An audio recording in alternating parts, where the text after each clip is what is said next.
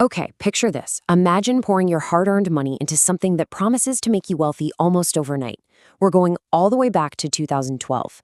A brand new digital currency was just starting to make waves on the internet. Bitcoin was sitting at just a few bucks a pop, and its early adopters, well, they truly believed they were witnessing the absolute future of money. But as we see time and time again throughout history, while the visionaries are out there building the future, the opportunists are right behind them building scams. Today, we're unpacking one of the absolute biggest, most infamous Bitcoin frauds in history. It's a crazy saga where hundreds of thousands of Bitcoins literally vanished in thin air, leaving investors with nothing and teaching the young crypto world a really painful, highly public lesson. Welcome to this explainer on the unbelievable collapse of Bitcoin savings and trust. All right, let's dive into this. What if someone walked up to you and guaranteed a 7% return on your investment every single week? Just think about that math for a second. We're not talking about 7% a year, which, let's be honest, is a pretty solid benchmark for a traditional stock portfolio, but 7% every 7 days. If you compound that over a few months, those numbers become astronomically high really fast. Now, hearing that today, your immediate reaction should absolutely be deep, glaring skepticism. But to really understand why thousands of people didn't just turn and run from this mathematically impossible promise, we've got to look at the environment they were dealing with back then. See, back in 2012, we were in the absolute wild west of crypto. I mean, most of the general public hadn't even heard the word cryptocurrency yet. There were absolutely no large institutional investors, zero Wall Street involvement, and definitely no Bitcoin ETFs making headlines. It was just a completely unregulated frontier. Trading was happening on these clunky early online exchanges, and the beating heart of the whole community lived entirely in internet forums. Enthusiasts would gather on message boards to talk about mining, investing, and the philosophy of digital cash. And because this whole industry was so ridiculously new, there were no established safeguards. Trust essentially replaced verification. People were making massive financial decisions based almost entirely on a user's reputation in a forum, rather than any verifiable proof. And you know what? That created the perfect breeding ground for a massive fraud. Enter a forum user operating under the pseudonym Pirate40. Because honestly, who wouldn't trust their life savings to an anonymous guy named Pirate on the internet, right? He steps into this highly trusting, totally unregulated arena and launches an investment program he cleverly calls Bitcoin Savings and Trust. He was the one promising this staggering 7% weekly interest. It was just sheer audacity. But the craziest part of this whole story, it actually worked. So, how exactly did he convince all these people to just hand over their money? Well, every successful scam needs a believable cover story, and Pirate40 had a simple, seemingly brilliant pitch. He claimed he was using advanced arbitrage, buying Bitcoin cheap on one exchange and instantly selling it for slightly more on another. And in a young, incredibly volatile, highly fragmented market like 2012 crypto, arbitrage actually sounded totally plausible. It was the absolute perfect technical explanation. It sounded just sophisticated enough to silence the doubters. So the idea spread like wildfire across the Bitcoin forums. As the very first investors started bragging about their payouts, this massive wave of new participants rushed right in. But when investigators eventually pulled back the curtain, they discovered a pretty devastating truth. There was absolutely no evidence of any real investment strategy producing a profit. No advanced trading algorithms, no magical arbitrage system. The whole operation was just a textbook Ponzi scheme.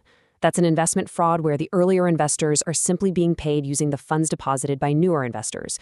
Pirate40 wasn't out there generating real market profits. He was literally just shuffling money around to create this really powerful illusion of a highly successful trading firm. The actual mechanics of this fraud were devastatingly simple, just playing out in a continuous, nonstop loop. First, collect new Bitcoin deposits from all those excited investors who were totally fueled by the forum hype. Next, use those exact same newly deposited funds to pay that weekly 7% interest out to the early investors. Finally, maintain the illusion of success so those early investors stick around and, more importantly, so they post about their massive profits online, which, of course, cycles the whole thing right back to the beginning. As long as fresh money kept flowing in faster than the money going out, the system looked completely flawless from the outside. This entire collapse is so perfectly captured by one tragic reality. Fear of missing out became much stronger than careful research. I mean, this wasn't just about financial mechanics or complicated code. This was about pure human psychology. The victims of this fraud weren't necessarily gullible people. They just got caught up in an incredibly powerful psychological environment. The red flags were everywhere. guaranteed massive returns, a totally anonymous founder, literally zero transparency. But they willingly ignored all those warning signs because they just couldn't stand the thought of missing out on what looked like the greatest wealth building opportunity of their lifetimes. And that illusion held on fiercely because Bitcoin itself was so new and misunderstood. Very few people actually knew how crypto investments were supposed to work back then. On top of that, those early payouts built immense, rock-solid false trust.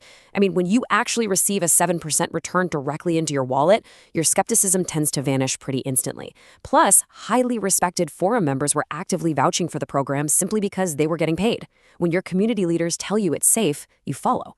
Blinding FOMO just completely overshadowed the technical realities of the blockchain. But as always, the math catches up.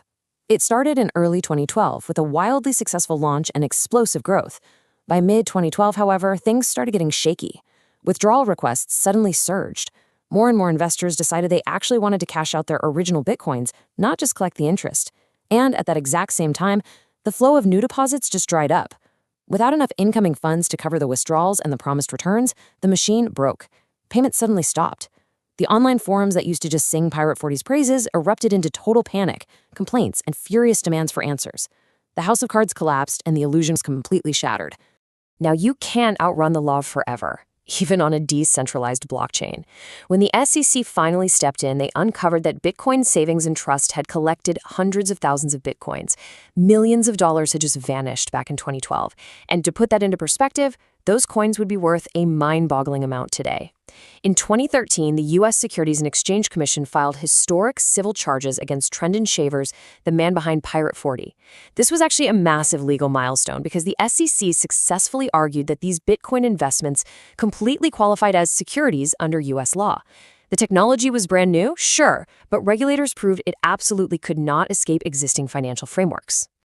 It is wild to look at the stark contrast between the crypto landscape today and what it was in 2012.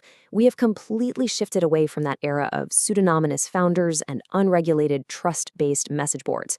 Today, major exchanges are pouring billions into cybersecurity. We've got incredibly sophisticated blockchain analytics tracking suspicious transactions, secure cold storage protecting user assets, two-factor authentication as the bare minimum standard, and heavy SEC regulation actively monitoring the markets.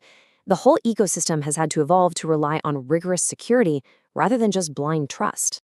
So what does this all mean for us? Well, the enduring lessons here are timeless. You have to demand transparency and independent audits. Verify exactly how profits are being generated. Because if an investment promises super high returns with literally zero risk, run. Just run.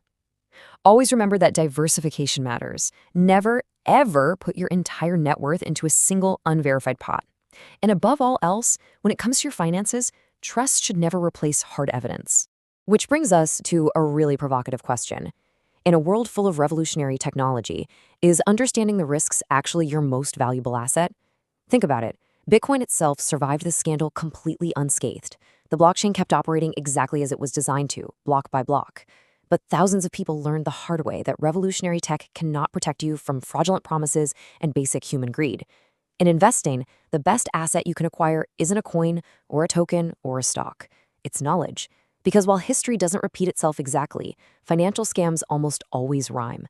Stay informed, stay skeptical, and always verify before you trust.